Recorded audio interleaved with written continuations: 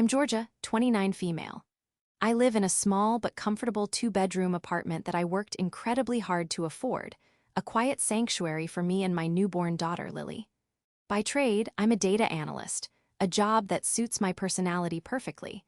I find comfort in numbers, in patterns, in things that make logical sense. For most of my life, logic was something I craved because it was painfully absent from my own family dynamic. This story is about the moment the emotional cruelty I endured for decades was directed at my innocent, one-day-old child, and how that unforgivable act gave me the strength to finally burn their world to the ground. Before this story unfolds, I'd love to connect with you. Please let me know in the comments where you're watching from and what time it is in your corner of the world. It's amazing to see how far these stories can travel. To understand the cruelty of that day in the hospital, you have to understand the landscape of my family. My mother, Nancy, is a high-end real estate broker who values appearances above all else. To her, life is a curated gallery of success, and every family member is an exhibit. My younger sister, Victoria, has always been her masterpiece. Victoria is beautiful, charismatic, and effortlessly charming. She glided through life, her path smoothed by our mother's influence and money. She became a social media manager, a job that essentially involved monetizing her own popularity, which Nancy saw as the height of modern success. Victoria was the golden child, the one whose achievements were framed and displayed, whose smallest triumphs were celebrated with lavish dinners and fawning praise. And then there was me.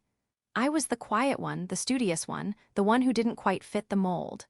My successes were academic, less flashy. A scholarship to a good university, a degree in statistics, a stable career as a data analyst. These were things my mother acknowledged with a polite, dismissive nod. They weren't Instagrammable. They didn't scream prestige in the way Victoria's life did. I was the reliable, responsible daughter, but in my mother's eyes, that translated to boring and unambitious. I was the scapegoat.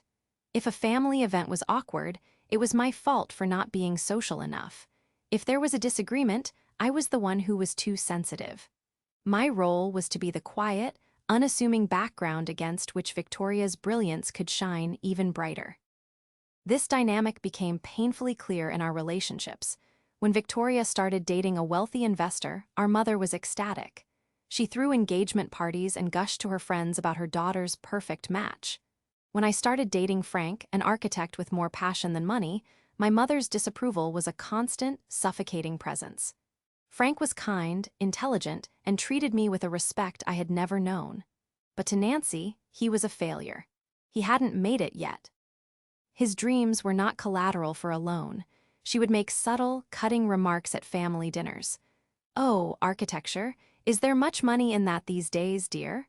Or, "It must be so difficult, starting from scratch with no connections." Each comment was a tiny dagger aimed not just at Frank, but at me for choosing him. Victoria, of course, happily played her part. She would look at Frank with a mixture of pity and condescension, offering him advice on how to network, as if her experience posting sponsored content was equivalent to building a career from the ground up. She treated my relationship as a phase, a misguided project I would eventually abandon for someone more suitable. The pressure was immense, a constant, grinding force. My mother would frequently send me links to dating profiles of men she deemed appropriate: bankers, surgeons, lawyers. "Just look, Georgia," she'd say. "It doesn't hurt to see what you're missing." The pressure eventually broke Frank. He loved me, I believe he did, but he couldn't withstand the constant judgment, the feeling of being perpetually inadequate in the eyes of the two most important women in my life. He started pulling away, becoming distant and insecure. Our arguments became more frequent, always circling back to my family's disapproval.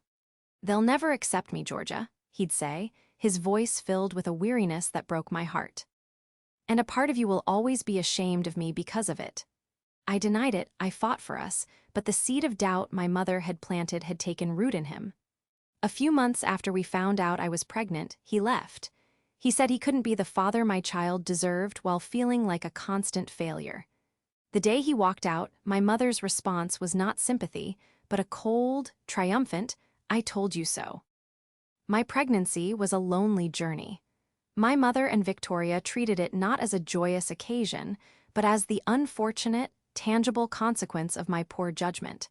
They saw it as a stain on the family's reputation. A sin.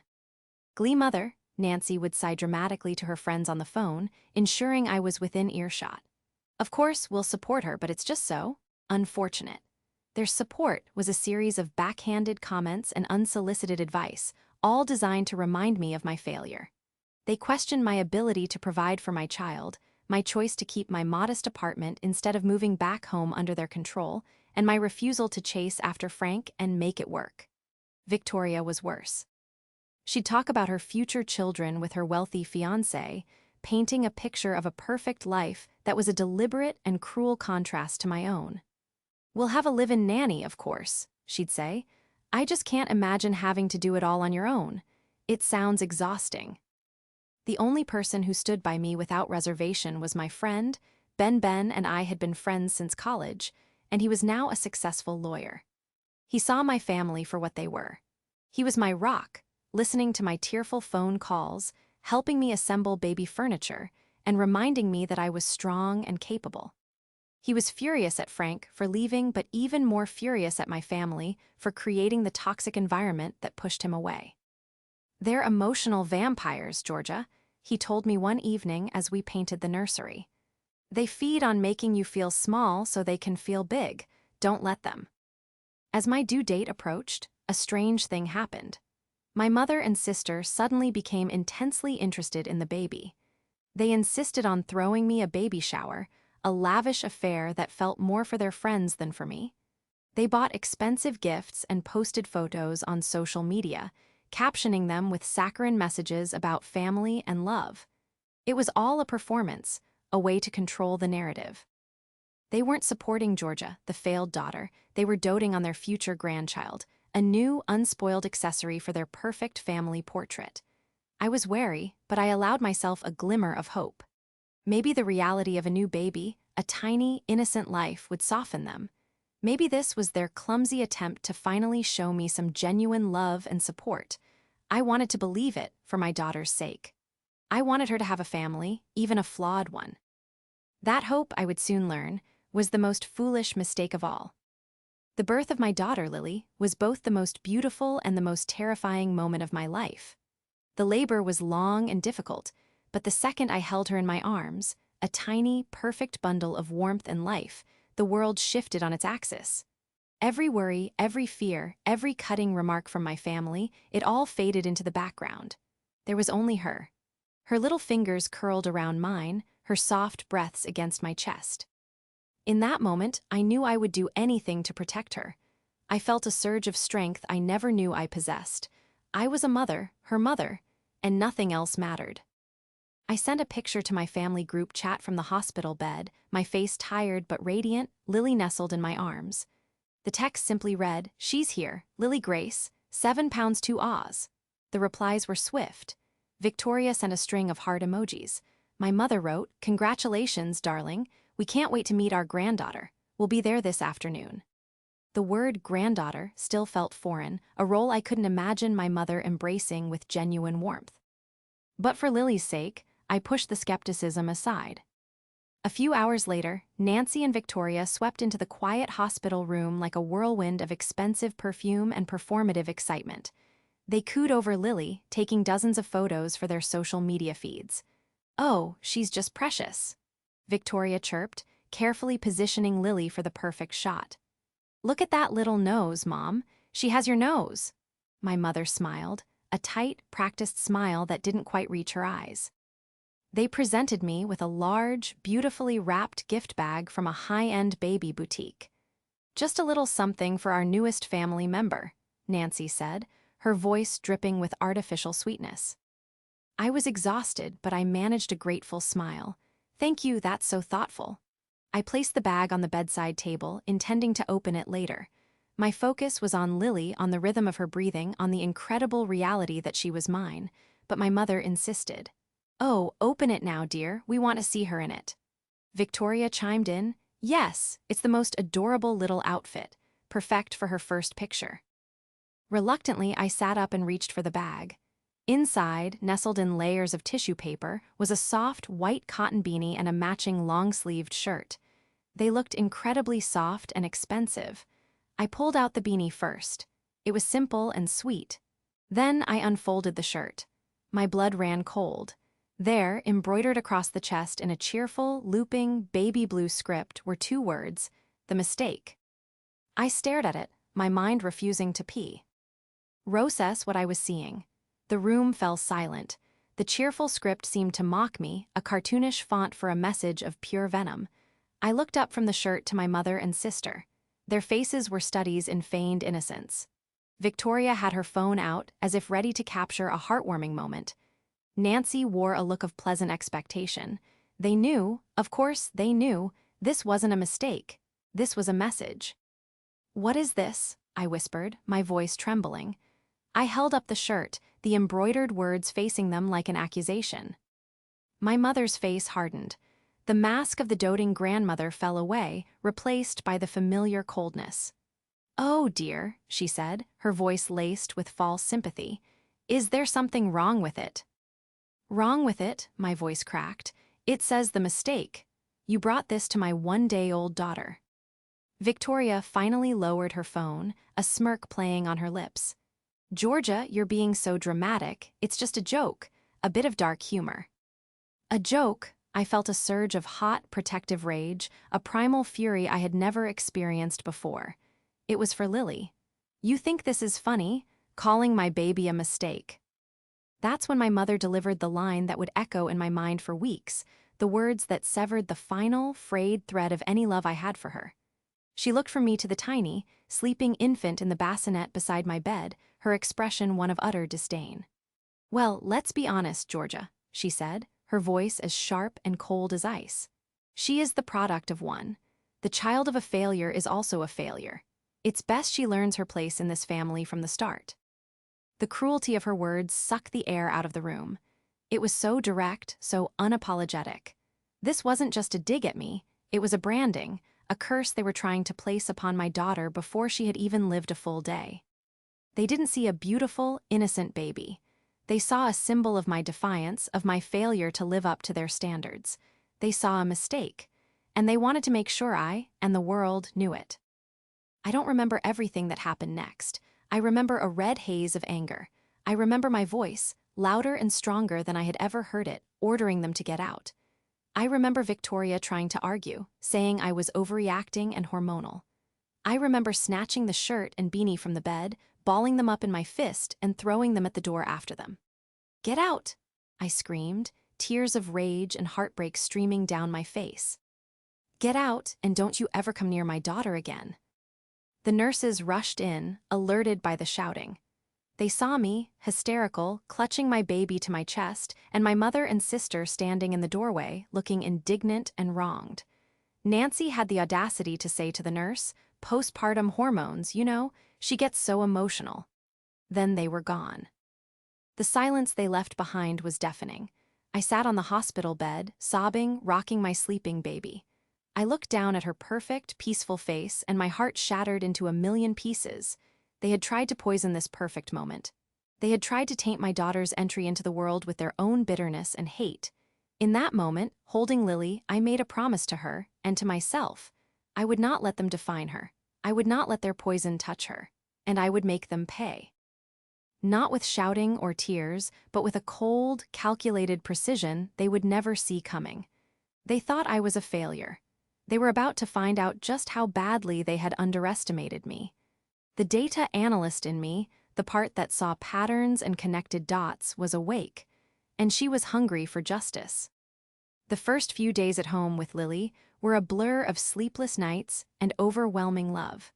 The little apartment that had once felt like a symbol of my independence now felt like a fortress, a safe haven protecting us from the toxicity of the outside world. I blocked Nancy and Victoria on my phone and all social media. I ignored the bouquets of flowers that arrived with cards full of hollow apologies and accusations, phrases like, "We're sorry you were so upset," and "You really misunderstood our intentions." It was classic gaslighting, and for the first time in my life, I refused to play their game. My friend Ben was my lifeline. He came over the day after I was discharged, bringing a week's worth of groceries and a determined look on his face. He listened quietly as I recounted the entire hospital incident, my voice still shaking with residual anger. I showed him the little shirt and beanie, which I had sealed in a plastic bag as if they were biohazards. When I finished, his expression was grim. "Georgia, this is beyond monstrous," he said, his voice low and firm. "This isn't just family drama. This is a calculated act of psychological abuse.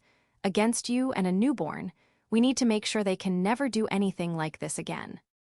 "I know," I said, dealing a sleeping Lily. "But how? They control everything, the family narrative, the money." "Maybe they don't," Ben said, his legal mind already at work. "People who build their lives on a foundation of lies and appearances often have cracks in that foundation. We just need to find them." That conversation planted a seed. My family's entire existence was a carefully constructed image. My mother, the powerful real estate magnate. My sister, the successful and glamorous influencer. Their lives were a performance for an audience of wealthy friends and social media followers. But what was going on behind the curtain? My mother had always been secretive about her finances, projecting an image of immense wealth while being strangely stingy in private. She'd complain about the cost of a cup of coffee, but then buy Victoria a designer handbag worth thousands. It never added up. The first crack appeared about a week after I came home from the hospital. A certified letter arrived for Frank at my address. He hadn't updated his mailing information yet, and we were still civil enough that I knew I should let him know. I called him, and the conversation was stiff and awkward. He asked about Lily, and I gave him short, polite answers. I was too hurt to offer more. I told him about the letter, and he asked if I could open it for him, as he was out of town for a project. "It's probably just from the architect's board or something," he said dismissively. With his permission, I carefully opened the envelope. It wasn't from the architect's board. It was a final notice from a high-interest lender, a company I had never heard of. It stated that a business loan for $50,000 was in default and that collections proceedings would begin immediately. The loan was co-signed. The primary borrower was Frank. The co-signer was my mother, Nancy. I stared at the document, my heart pounding. Frank had never mentioned a $50,000 loan, and he certainly never mentioned my mother co-signing anything for him. He had always been proud, almost to a fault, about making his own way. Why would he take money from the woman who despised him? I called him back immediately. "Frank, what is this? A $50,000 loan with my mother?" There was a long silence on the other end of the line. When he finally spoke, his voice was heavy with shame. "Georgia, I'm so sorry. I was going to tell you." He explained everything. A few months before he left me, he had been struggling to get his own architectural firm off the ground. He had a brilliant idea for a sustainable housing project but couldn't get a traditional bank loan. He was on the verge of giving up. Then my mother had approached him in secret. She offered to help. She said she saw his potential and wanted to invest in his future for my sake. She arranged a loan for him through a private lender she knew. The condition was that I was never to find out. It was to be their secret. "She said you had enough to worry about," Frank confessed, "and that she wanted to do this to show me she was finally accepting me into the family." It was a lie, a beautiful, poisonous lie. My mother hadn't been trying to help him. She had been buying him. She now had financial leverage over the man I loved, a secret that would make him indebted and subservient to her. The loan wasn't an investment, it was a leash. "And when you left me, Frank, what happened then?" I asked, my voice dangerously quiet. He sighed, a sound of pure defeat. "She called me the next day. She told me that since I was no longer going to be part of the family, the deal was off. The loan was still my responsibility, but she made it clear she would not help me if I struggled. She said it was the price of my freedom." I felt sick. This was the root of it. This was the tool she used to break him, to drive him away. She hadn't just disapproved of him, she had actively, secretly sabotaged our relationship. She had put him in a position where he felt so trapped and ashamed that leaving me seemed like his only option. She had manufactured my failure to prove her own point. "Frank," I said, my mind racing, connecting the dots. "Did she introduce you to the lender? Did you ever meet them in person?" "No," he said. "It was all done through her. She had me sign the papers at her office. She said she was handling all the details to make it easier for me." "I need a copy of that loan agreement, Frank," I said, my tone leaving no room for argument. "Everything you signed, I need it now." He agreed, promising to email me the scanned documents as soon as he got back to his hotel. After we hung up, I sat in the quiet of my apartment, my mind a whirlwind. This was it. This was the first real crack in my mother's perfect facade. This wasn't just meddling, it was deliberate, calculated financial manipulation. And if she was willing to do this to Frank, what else was she hiding? My mother presented herself as a savvy, legitimate businesswoman. But this loan, through a shady, high-interest private lender, felt different. It felt desperate. I called Ben and told him everything. He listened intently, and I could almost hear the gears turning in his legal mind. "This is good, Georgia," he said when I finished. "This is more than good. This is a thread. And I have a feeling if we pull on it, her entire custom-knit world is going to unravel." He was right. This was just the beginning. My mother and sister thought they had relegated me and my daughter to the footnotes of their perfect family story. They had no idea I was about to become the author of their final chapter. The documents from Frank arrived in my inbox an hour later. As a data analyst, I spend my days looking for patterns in complex sets of information, and these loan papers were no different. I printed them out, spreading them across my dining room table while Lily slept soundly in her bassinet nearby. The lender was a company called Apex Holdings, LLC. A quick search online yielded almost nothing, a bare-bones website with a mailing address that traced back to a P.O. box. It screamed shell company. I dove into the fine print of the loan agreement. The interest rate was exorbitant, bordering on predatory. But the most interesting part was the signature block for the cosigner. It was my mother's signature, Nancy, but the witness signature was a name I didn't recognize. However, the address listed for the witness was the same as my mother's real estate office. I called Ben and told him what I'd found. A shell company and a witness from her own office? "Georgia, that's incredibly sloppy," he said, a note of excitement in his voice. "It suggests she does this kind of thing often. People get complacent when they think they're untouchable. I can do some digging on Apex Holdings. As a lawyer, I have access to business registration databases that you don't. Let's see who's really behind it." While Ben worked his legal magic, I turned my attention to another area where my mother's curated image might be vulnerable: my sister, Victoria. Victoria's entire life was online. Her social media was a constant stream of lavish vacations, designer clothes, and sponsored posts for high-end brands. She projected an image of effortless wealth and success. But I knew Victoria. She wasn't particularly smart with money. She had always lived beyond her means, propped up by our mother. Was her influencer lifestyle really self-funded? I started digging. It wasn't hard. Her online presence was a breadcrumb trail. I went through her posts from the past 2 years, cross-referencing her sponsored content with the brands she was promoting. I created a spreadsheet, my fingers flying across the keyboard. I noted the dates of the posts, the brands, and the estimated fees for an influencer with her follower count. Then I started looking at the brands themselves.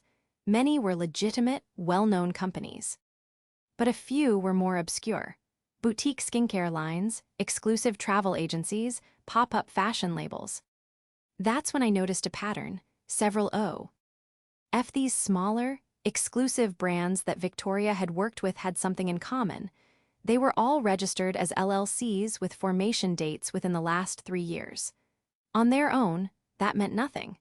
But out of curiosity, I started cross-referencing the registration information for these companies with the details from Frank's loan. It was a long shot, but my gut told me there was a connection. And then I found it. One of the companies, a supposedly artisan jewelry brand called Aura Gems, for which Victoria had done a massive promotional campaign 6 months ago, was registered to a holding company. That holding company? Apex Holdings LLC. My breath caught in my throat. I sat back, staring at the screen. It couldn't be a coincidence. My mother's shell company, the one that gave Frank the predatory loan, was also funding my sister's sponsorships. It wasn't a real brand. It was a front. My mother was using Apex Holdings to funnel money to Victoria, disguising it as legitimate income from her influencer career. The entire thing was a sham, a carefully constructed illusion to maintain Victoria's image as the successful golden child. She wasn't a self-made influencer. She was a manufactured one, bankrolled by our mother's shady financial dealings. I immediately called Ben. "I've got something," I said, my voice tense with excitement. "Apex Holdings. It's not just a lender, it's funding Victoria's career." I explained my findings, the connections between the shell company and the fake sponsorships. Ben was silent for a moment. When he spoke, his voice was serious. "Georgia, this is bigger than we thought. I did my own digging. Apex Holdings is registered to a single managing member. Guess who?" "My mother," I asked, though I already knew the answer. "No," Ben said. "That would be too obvious. It's registered to her office manager, a woman named Carol. I'm willing to bet that's the same name that witnessed Frank's loan signature." My mind reeled. It was all connected. My mother was using her loyal office manager as the public face for her shell company, a company she used to manipulate my ex-boyfriend and to artificially inflate my sister's career. This wasn't just a family playing favorites, this was potential fraud. "What does this mean legally?" I asked. "It means we have leverage," Ben explained. "Using a shell company to issue predatory loans is unethical. Using it to create fake sponsorships to boost a family member's income, which she then likely uses to qualify for other things, apartments, car loans, could be considered bank fraud if she's claiming it as legitimate income on applications. And the fact that she's using her employee as a proxy, that's a whole other can of worms. Carol is exposed here. If the authorities were to look into this, she could be in serious trouble." An idea began to form in my mind, cold and clear. The target was no longer just my mother and sister. The key to their downfall was Carol, the loyal employee, the witness. She was the weak link. I spent the next few days building a complete picture. I used my skills as a data analyst to create a detailed timeline, a flowchart of the money. From my mother's accounts to Apex Holdings, splitting off to Frank's disastrous loan on one side and Victoria's fake sponsorships on the other.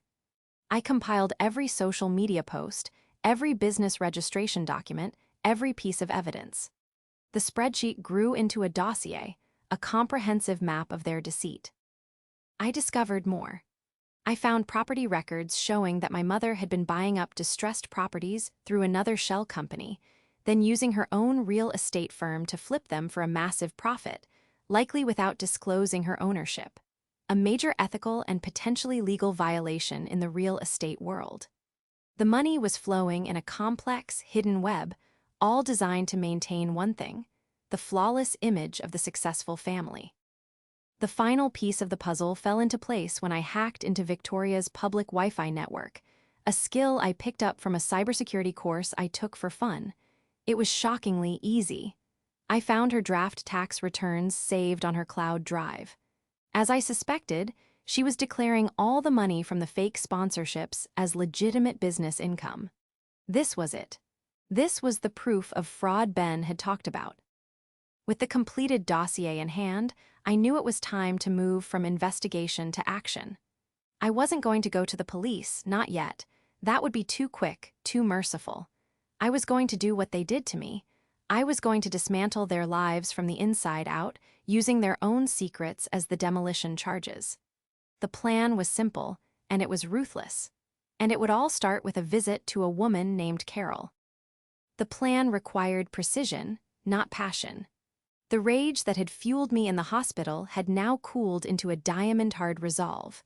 My target was Carol, my mother's long-suffering office manager. I knew from years of brief, polite interactions that Carol was a timid woman in her late 50s, divorced, with a daughter in college. She had worked for my mother for over 20 years, loyal to a fault. That loyalty was about to be tested. I chose my moment carefully. I knew my mother and Victoria were attending a weekend-long real estate conference in another state, an event they had been plastering all over social media. The office would be quiet. I dressed professionally in a tailored blazer and slacks, an outfit that projected confidence and seriousness. I put Lily in her carrier, a silent, sleeping statement of what this was all about. I walked into the empty real estate office on a Friday afternoon. Carol was at her desk, looking surprised to see me. "Georgia, what a pleasant surprise. And this must be little Lily," she said, her voice warm but her eyes nervous. She had undoubtedly heard my mother's version of the hospital incident. "Hello, Carol," I said calmly. "I'm sorry to drop in unannounced. I need to speak with you about a matter of some urgency. It's about Apex Holdings." The color drained from her face. Her friendly demeanor vanished, replaced by a look of pure panic. She stammered, I don't know what you're talking about." I didn't raise my voice. I simply placed a single folder on her desk. "I think you do," I said softly.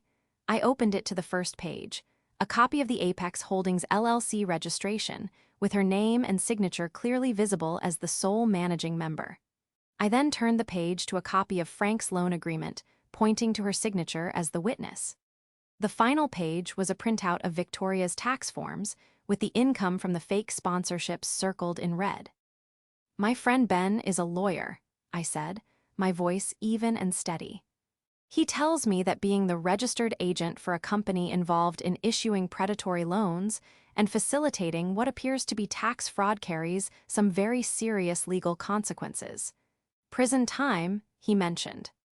Carol looked like she was going to faint. Her hands trembled. "Your mother? She told me it was just paperwork, a way to manage some family investments privately. I had no idea." "I believe you, Carol," I said, and I meant it. She was a pawn, another person my mother had used for her own ends. My mother is very persuasive. She has a way of making people do things they normally wouldn't. But the fact is, your name is on these documents. If this information were to be handed over to the IRS and the State Real Estate Commission, your life would be ruined. You'd lose everything. You could go to jail. I let the words hang in the air. I could see the desperate calculations in her eyes. 20 years of loyalty to my mother versus the very real possibility of federal prison.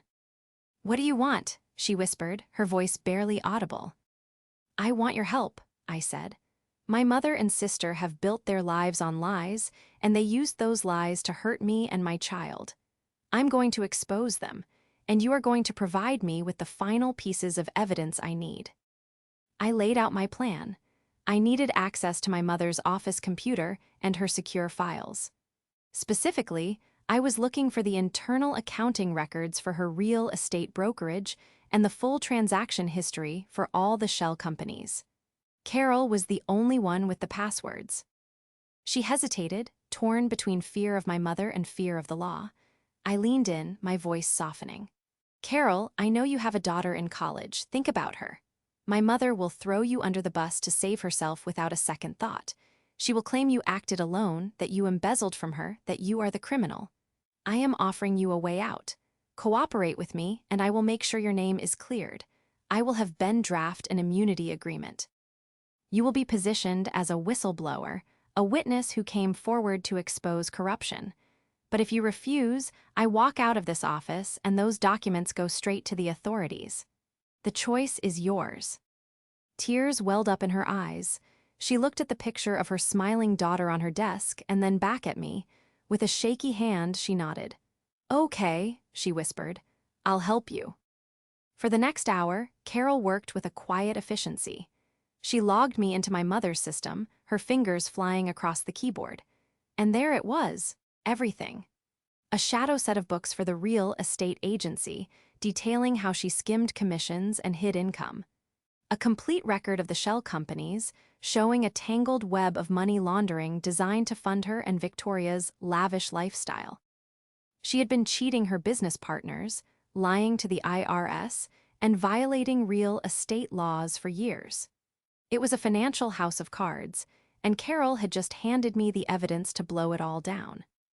I downloaded everything onto a secure, encrypted hard drive. Financial statements, incriminating emails between my mother and her accountant, property deeds, a mountain of irrefutable proof. As the final file transferred, I looked at Carol. She seemed smaller, but also relieved, as if a great weight had been lifted. "Thank you, Carol," I said. "You did the right thing." "She's going to ruin me when she finds out," she said, her voice filled with dread. "No," I replied firmly. "She's not going to have the chance. By the time she finds out, she'll have far bigger problems to worry about than you." I left the office with the hard drive in my bag and my daughter sleeping peacefully against my chest. The stage was set. I had the actors, I had the script, and I had the evidence. All that was left was to choose the perfect moment for the curtain to rise on their ruin. And I knew just the occasion: my mother's annual, ostentatious, family and friends dinner party, scheduled for the following Saturday. It was her favorite event of the year, a chance to show off her success to her most influential friends and clients.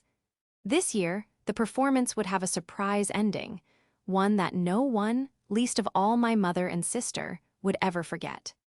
My mother's home was a monument to her ambition. A sprawling, modern house with floor-to-ceiling windows, minimalist furniture, and strategically placed works of art. It was less a home and more a showroom for her success. The annual family and friends dinner was the pinnacle of her social calendar, a carefully curated event where she could hold court among the city's elite. I hadn't planned on going, of course. But after my visit with Carol, I called and accepted the invitation, feigning a desire to reconcile for the baby's sake. My mother, eager to present the image of a perfect, forgiving family, readily agreed. I arrived late, making a quiet entrance while the party was in full swing. Lily was with Ben's trusted babysitter for the evening. This was a night for business. I wore a simple, elegant black dress, a stark contrast to the glittering gowns and jewels around me. Victoria, draped in a designer dress undoubtedly funded by a fake sponsorship, shot me a look of pure disdain before turning back to her admirers. My mother, Nancy, the gracious hostess, greeted me with a kiss on the cheek that felt as cold as a tombstone.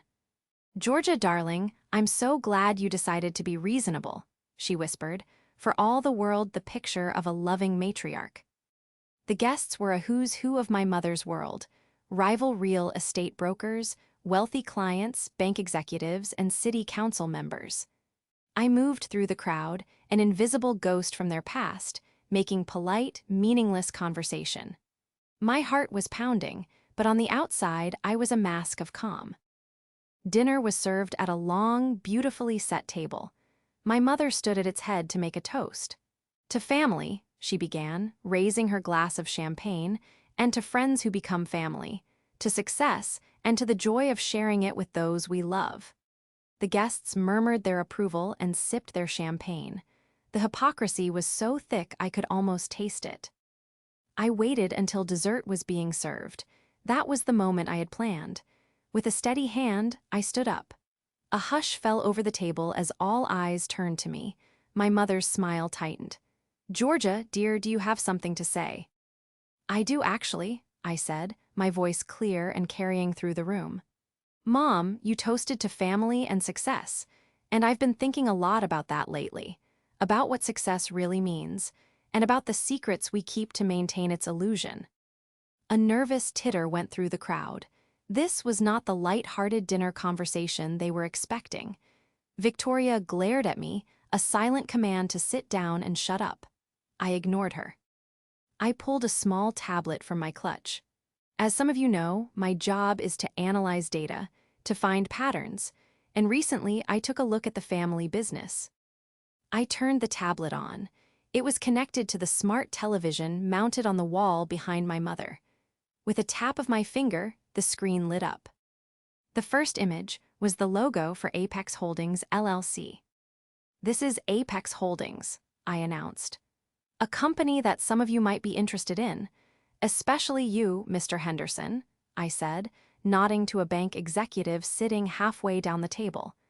Because my sister Victoria has been using income from this company to secure loans from your bank. Victoria's face went white. My mother shot to her feet. Georgia, that is enough. This is wildly inappropriate. I'm just getting started, I said, my voice hardening. I swiped the screen. A detailed flowchart appeared, the one I had painstakingly created. It showed the web of transactions, money flowing from my mother's hidden accounts into Apex, then out to Victoria as sponsorships, and out to my ex-boyfriend as a predatory loan. This company is a front. A shell corporation registered in your office manager Carol's name, used to launder money to fund Victoria's fake career and to manipulate people's lives. Gasps echoed around the table. People were starting to murmur, pulling out their phones. She's lying, Victoria shrieked, her voice shrill with panic. She's always been jealous of me. Am I? I swiped again. The screen now showed scans of Victoria's fraudulent tax returns with the fake income declared to the IRS. Next to it, I displayed the loan applications she had submitted to Mr. Henderson's bank, using that same fraudulent income to qualify. Mr. Henderson looked like he had been slapped. I then turned my attention to the real estate brokers and clients in the room. And for those of you who have done business with my mother, I continued, my voice ringing with authority, you might be interested to know about her other shell company, Clearview Properties. Another flowchart appeared on the screen, this one showing a series of property transactions. It detailed how my mother had been buying properties through Clearview, then using her own brokerage to sell them to her clients at a massive markup, without ever disclosing her ownership. It was a clear-cut case of dual-agency fraud. I had highlighted 3 specific deals on the screen, transactions involving people sitting right at that table. Their faces were a mixture of shock and fury. The room erupted. The party was over. Guests were on their feet, shouting, accusing. My mother stood frozen, her face a mask of disbelief and horror. The perfect world she had built was crumbling around her in real time. In the midst of the chaos, I walked over to where she stood. I leaned in close, my voice a low, vicious whisper for her ears only. You called my daughter a mistake, I said, the words dripping with ice. You said the child of a failure is also a failure. You were wrong. My daughter is not a mistake. She is my legacy. And this, I said, gesturing to the ruins of her life, the screaming guests, the damning evidence on the screen, this is yours. I looked her directly in the eye. I saw no remorse, only pure, unadulterated hatred. And in that moment, I felt nothing for her. No love, no pity, not even sadness. The last embers of familial connection had been extinguished, leaving only cold ash. I turned and walked away from her, away from the chaos. As I reached the door, I passed Victoria, who was sobbing hysterically, her perfect world in tatters. I didn't even glance her way. My work was done. I had not screamed or cried. I had used data, facts, and their own greed against them. I had presented them with a truth so undeniable it shattered their world. They had built their house on a foundation of lies, and I had simply held up a mirror and let them see the cracks themselves. The rest, I knew, would be handled by the law, by their betrayed clients, and by the unforgiving court of public opinion. The aftermath was swift and brutal. The dinner party imploded into a firestorm of lawsuits and investigations. Before I even reached my car, I could see guests on the phone with their lawyers. By Monday morning, the news had hit the financial pages. The bank executive, Mr. Henderson, immediately launched an internal fraud investigation into Victoria's loans. The clients my mother had cheated filed a multi-million-dollar lawsuit against her and her brokerage. And, as promised, Ben had delivered the full dossier of evidence to both the IRS and the State Real Estate Commission. Carol, with the immunity agreement Ben had drafted, became the star witness in all of it. She provided investigators with everything they needed, corroborating all the data I had uncovered. She was granted full immunity in exchange for her testimony. My mother's attempts to paint her as a disgruntled, thieving employee fell on deaf ears. The evidence against Nancy was too overwhelming. The legal system moved slowly, but the social and financial consequences were immediate. My mother's real estate license was suspended pending investigation, effectively ending her career. Her accounts were frozen, her assets seized. The lawsuits why? Pet out what little legitimate money she had left. She was forced to sell the showroom house to cover legal fees, downsizing to a small, rented condo on the other side of town. The woman who valued appearances above all else had become a public spectacle of failure. Victoria's fate was just as grim. Her sponsorships, both real and fake, dried up overnight. The brands that were legitimate wanted nothing to do with her scandal, and the fake ones, of course, no longer had any funding. Her influencer career evaporated. The bank recalled her loans, and she was forced to sell her expensive car and move out of her luxury apartment. I heard through the grapevine that she was working as a hostess at a restaurant, a humbling fall from grace for the woman who believed she was destined for greatness. She and my mother reportedly turned on each other, each blaming the other for their downfall in a spiral of bitter recriminations. Frank called me once after the news broke. He was shocked but also, I think, relieved. He apologized again, more sincerely this time, for his weakness, for not telling me about the loan, for not trusting that we could face my mother together. I accepted his apology, but I told him that chapter of my life was over. The trust was broken beyond repair. He was a good man who had been caught in my family's toxic web, but I was moving forward, not backward. I saw none of this firsthand. I cut them out of my life completely. I changed my number and moved to a new apartment in a different neighborhood a few months later. My focus was singular, Lily. My life became a quiet, peaceful routine of work, feedings, lullabies, and stroller walks in the park. The silence left by my family's absence was not empty. It was filled with the beautiful, happy sounds of my daughter's life. Her first smile, her first laugh, the way her eyes lit up when I walked into the room. Ben remained my closest friend, a constant, supportive presence. He was Uncle Ben to Lily, always ready with a silly face or a helping hand. He never once said, "I told you so," but his quiet pride in what I had accomplished was all the validation I needed. One afternoon, about a year after the dinner party, I was sitting on a park bench watching Lily take her first wobbly steps on the grass. My phone buzzed. It was a news alert. Nancy had been formally charged with multiple counts of fraud and money laundering. A trial was set. I read the headline, and then I locked my phone and put it away. I felt a flicker of something, not joy, not satisfaction, but a quiet sense of closure. The final page had been written. Justice, in its slow, methodical way, had been served. Looking at my daughter, her face beaming with the triumph of her own 2 feet, I realized what true success was. It wasn't a big house or a fancy car or a popular social media account. It was this simple, perfect moment. It was building a life of honesty and integrity. It was protecting my child from the poison of the past and giving her a future built on love, not lies. My mother and sister had tried to write my daughter's story before it even began, labeling her with a word of hate and shame. But they had failed. I was her author now. Her story would not be about a mistake. It would be a story of strength, resilience, and unconditional love. We had a blank page in front of us, my daughter and I, and together, we would fill it with a beautiful life, one they could never touch.